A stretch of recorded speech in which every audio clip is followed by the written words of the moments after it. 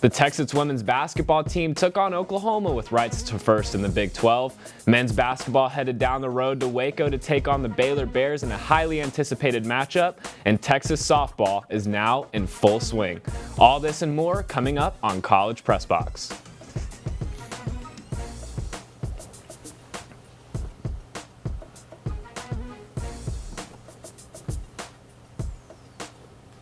Good evening and welcome to College Press Box. I'm your host, Justin Goosman. We've got a great show for you this evening. The Texas women were in action this weekend, and it was an important one against rival Oklahoma. Let's get into the highlights to see how it all went down. Starting off, tip won by Texas got to Shaylee Gonzalez, and Texas would start off first. Rory Harmon probing outside. She would look down low as Texas would get the ball rolling.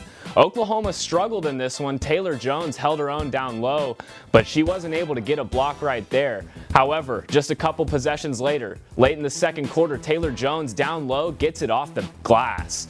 Rory Harmon probing just a couple other possessions later, hits the tough mid-range to put Texas up 4, and then late in the second quarter, ending the first half, just give it to Taylor Jones and get out of the way, let her work in the post. Texas would go up 4 into the second half, but that was about all Oklahoma had for the most part. In the third quarter, Rory Harmon finds Shaylee Gonzalez. They move it around a little bit. Back over across the key. That's going to be Shea Hawley for 3 as Texas would once again start the second half hot. A couple of stops later, Texas once again moving the ball around the paint. Rory Harmon this time finding Taylor Jones once again, who just had an unbelievable game. She ended with 5 blocks on the day. As you can see, one of those right here gets back in transition and swats the OU shot right out of the air. She gets a second one right here. She was dominating in the third quarter. Texas looking to push up on the fast break. She finds Shea Hawley once again for 3. She had 2 huge threes to keep the ball rolling for Texas. Oklahoma trying to get anything going in this second half, able to get an offensive rebound and put it up there, but Vic Schaefer looking on and his team is rolling.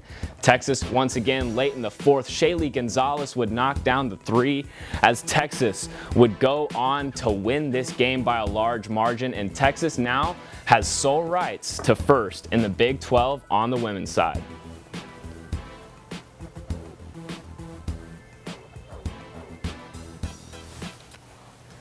I'd now like to welcome in our women's basketball host, Jordan Geelhoed. Jordan, thank you for joining us. Thank you, Justin. By the way, it's 7:24 and... OU still sucks. That's right. Let's dive a little deeper into this Texas-OU game.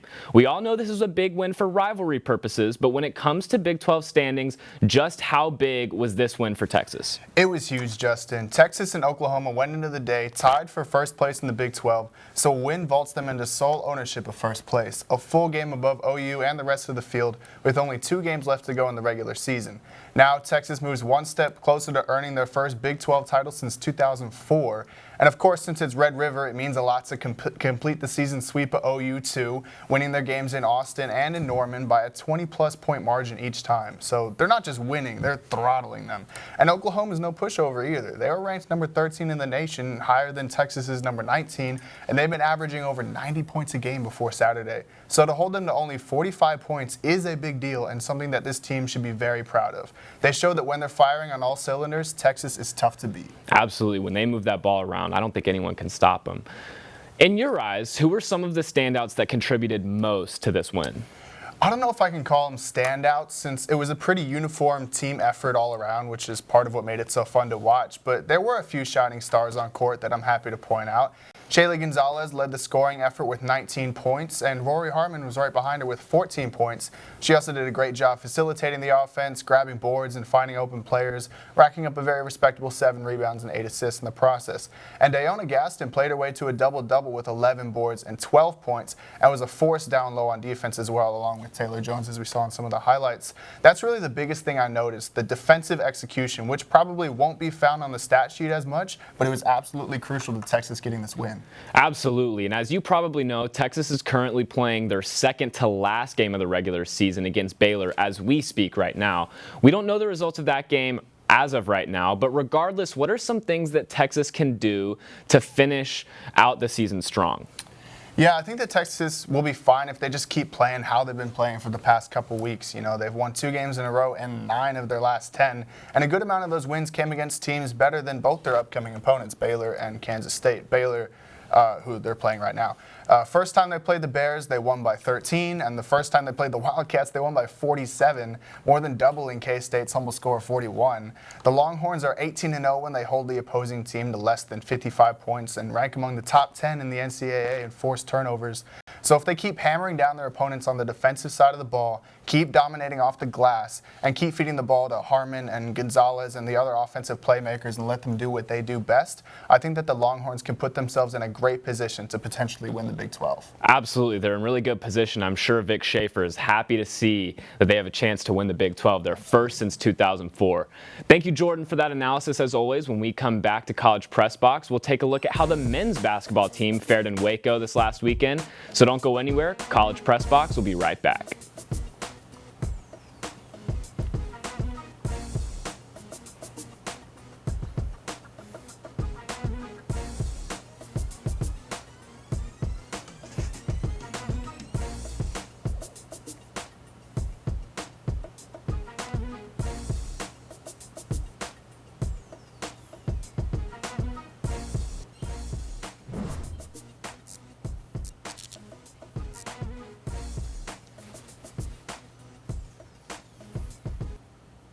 Welcome back into College Press Box. The Texas men were also in action this weekend. They took on the Baylor Bears with a chance to hold on to the top spot in the Big 12. Let's go down to Waco to see how the Horns fared against the Bears. Started off and Baylor was out and ready to go. See, they get inside, get into the spin cycle, and they put up the points first, but Texas would start off hot. Tyrese Hunter would hit the 3, putting Texas up 9, and they would end up taking an 18-4 lead early on. But this is where it all went south. Baylor banks in a 3, and that let it rain from there. Flagler steps back, knocks it down, and they'd cut the lead to just 2 before tying it up towards the end of the first half. But this sequence right here, as Thamba gets the rebound, Baylor pushes it up, but Tyrese Hunter says, "Get that out of here, not in my house." Take a look at that one more time, pinned off the glass by Tyrese Hunter. And again, that was about the last thing that Texas did good almost all night. Starting the second half, Tyrese Hunter looked to carry it strong, gets the and one, putting Texas up 1. But that was, once again, like the last time Texas had the lead. Dylan Dessous spin, got the layup there. He had an efficient 24, but Flagler kept the 3s raining all night. He gets the 3 there, and then the pull-up midi right here, just so smooth off the dribble, and Baylor would go up 7. Couple possessions later, Flagler finds his man for another 3, and when Texas got 2s, Baylor got 3s, and then the turnovers piled up. Serge-Abari Rice tries to save it under his own basket. You never do that. Led to an easy Baylor layup. And then Arterio Morris turns it over here, and Baylor gets another layup to push the lead up to 14. Baylor would continue to knock down 3s the rest of the night, and it was almost impossible for Texas to get back into the game. They tried to go on a little mini run, but this was the nail in the coffin. Flagler to Thamba, and Baylor would go on to win the game. Now, we are lucky to be joined by our men's basketball analyst, Ronan Benford. Ronan, how are you doing today? I'm doing good. Thank you, Justin. I'm happy to be here on set. Of course, always. And on Monday, the Longhorns faced off against the Iowa Cyclones. How did that one go down? Well, Justin, the Moody Center was electric, and so were the players. And I think that contributed to the Longhorns' victory of 72-54. Though the Cyclones took an early lead of 10-4, the Longhorns responded with a 16-0 run, and they never looked back after that. They played with pace and energy, which caused the Cyclones to turn the ball over 11 times, including a 10-second violation in the first half alone. Texas also shot the ball very well in the first half, making 9 of their 16 threes, which helped them get up to a 20-point lead at one time. Bolstered by a dominant bench, which outscored the Cyclones 20-6, the half ended with UT comfortably in the lead, which they coasted until the end of the game. Tyrese Hunter, who transferred from ISU to UT in the offseason, looked excited to get a win over his former team, and boy, did he deliver.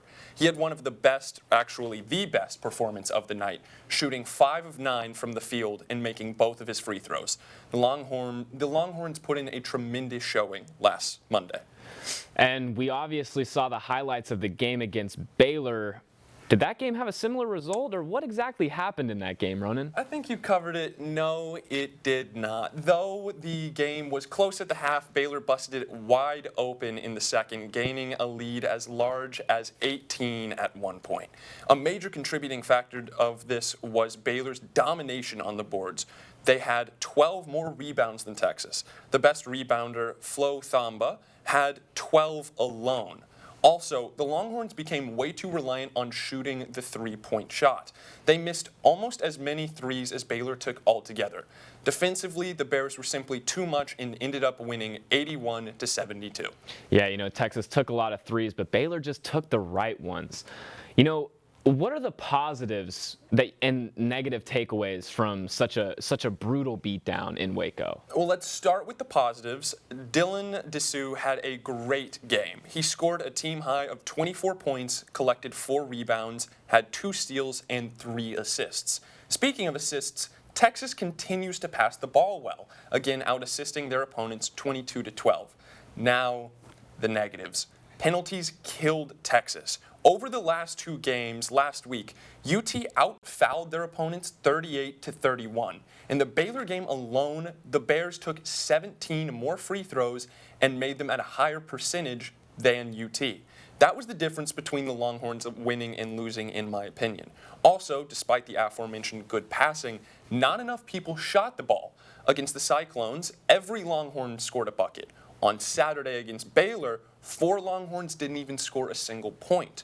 The issue arose that they were either not getting the ball enough or simply weren't shooting it. Of those who didn't score any points, they went 0 for 1, 0 for 2, 0 for 2 again, or 0 for 0. If they can't get enough players to shoot the ball and shoot the ball in the right moments, a team simply can't win. Absolutely. Sharing the ball has been crucial for Texas all season. Thank you for that analysis, Ronan. When we return, our very own Debanny Cerda will break down Texas softball. You won't want to miss it.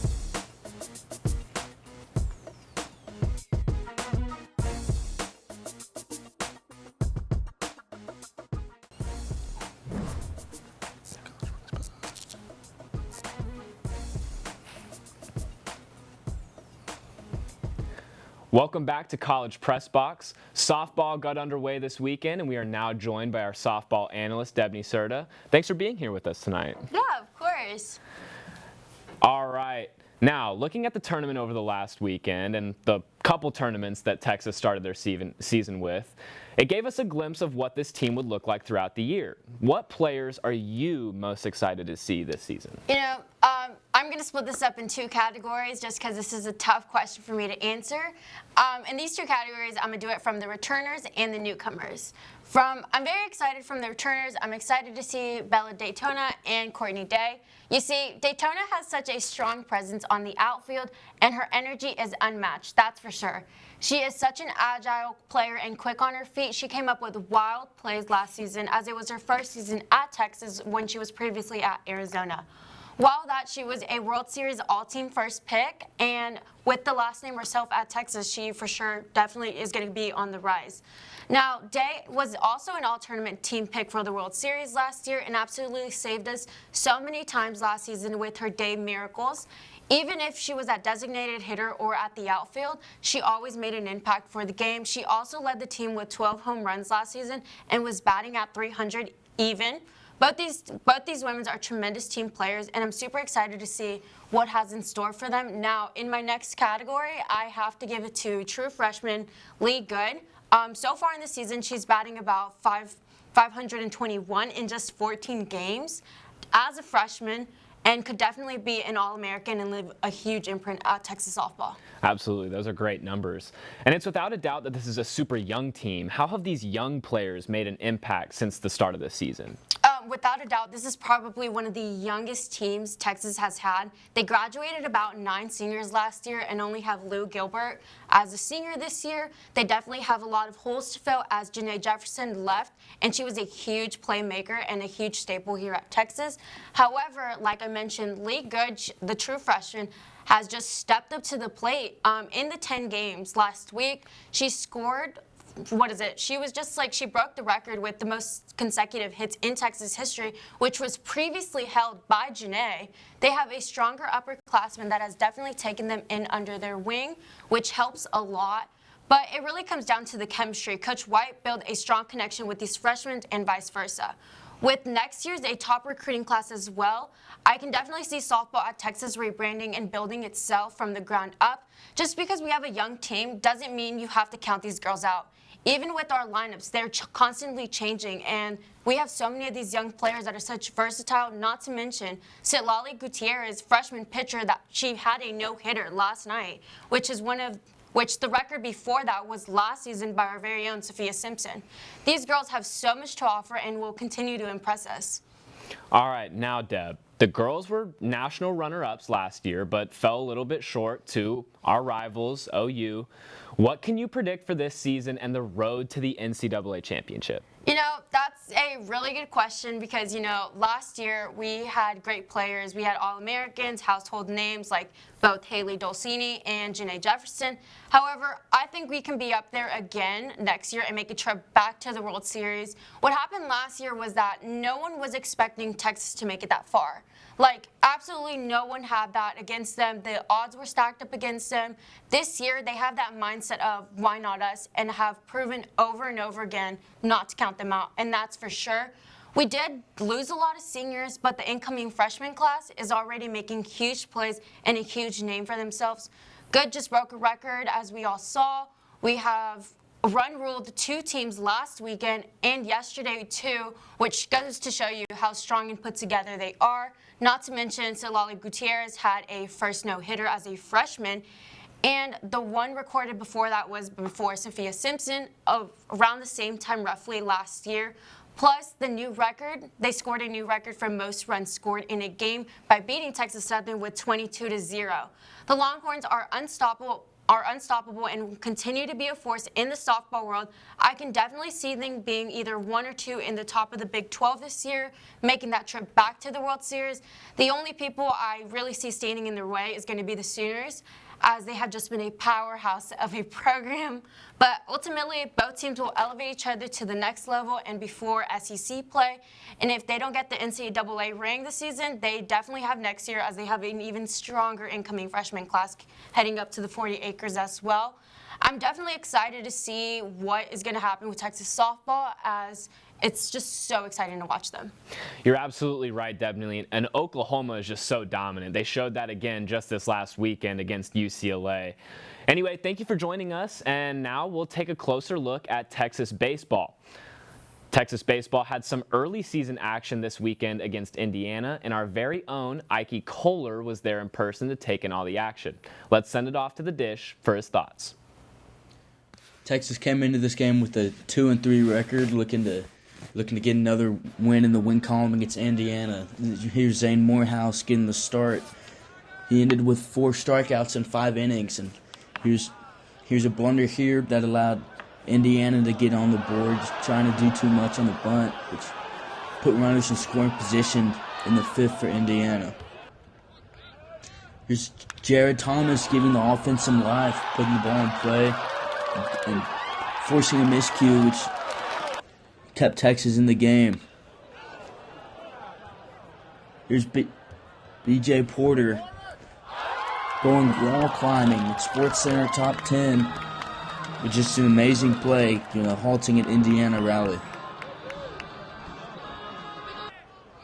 It's my favorite play of the game, the 5-4-3 double play. The pitcher came in a bases loaded scenario, and the Texas defense came through and got him out of the inning. DJ Burke sits him down. What a moment. DJ Burke with his first career save, and the Longhorns get the win.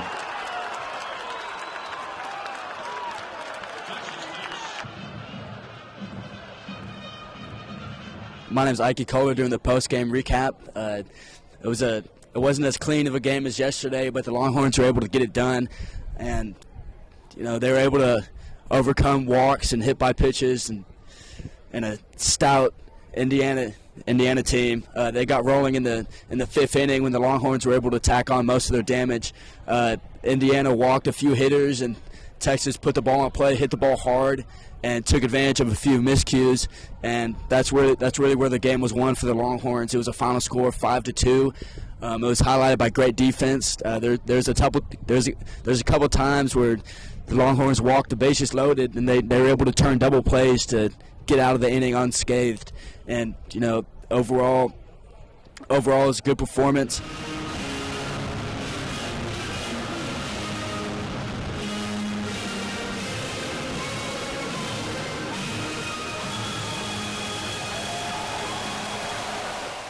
When we return, we recap last week in Texas sports. You won't want to miss it.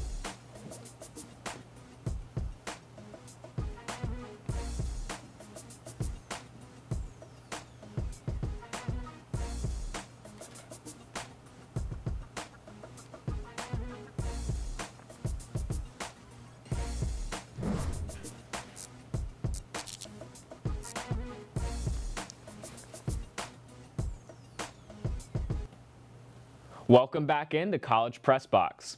Number 2 women's swimming and diving won the Big 12 championship, their 11th consecutive Big 12 conference title. Texas won 20 of the 21 total events, swept the podium on the platform, and had the top 6 swimmers in the 100 free. Finally, Olympic gold medalist Lydia Jacoby won the 200 breaststroke with a time of 2 minutes, 5 seconds, and 32 100ths. Texas X Peyton Stearns was presented with the 2022 Honda Award for Tennis. The awards are given to the top women student athletes across 12 different sports and honor the best women college athletes in the country. Stearns said that she was honored to receive the award, and she still misses her Longhorn family even after graduation. Number 3 men's swimming and dive won the Big 12 championship as well. It's their 44th consecutive conference title. Texas swept the podium in a couple of events in both the 200 fly and the 100 free, while the Horns had the 5 fastest swimmers in the 200 breaststroke. Coach Eddie Reese has now won his 44th consecutive Big 12 title. TSTV Sports participated in a pickup basketball game. Team Goose beat Team Tommy 1-2. Team Tommy won the first game with the final shot from our very own Joseph Duffy, but my squad wasn't going to go down easy. Team Goose would go on to win the next 2 in an all-time TSTV classic. Taking a look ahead at this week in Longhorn sports, on Friday, March 3rd, it's the Longhorn Invitational, which will see Texas versus McNeese State, Princeton, Tennessee, and Louisiana. On Tuesday, it's going to be baseball versus LSU at 6:30 on LHN. On Wednesday, it's going to be softball versus North Texas at 6 o'clock on LHN. And men's basketball takes on TCU at 8 o'clock on ESPN2, while softball at the same time on Friday softball will host the Longhorn Invitational on Friday, and then baseball will take on Cal State at Fullerton at 8 p.m. on ESPN+. On Saturday, it's also the softball Longhorn Invitational. Men's basketball will take on Kansas at 3 o'clock, and then women's basketball will go to Kansas State at 4, with baseball taking on Cal State Fullerton once again at 7 p.m. on ESPN+. And last but not least, on Sunday, softball will still have the Longhorn Invitational going on, and baseball will take on Cal State Fullerton for a third and final time at 2 p.m.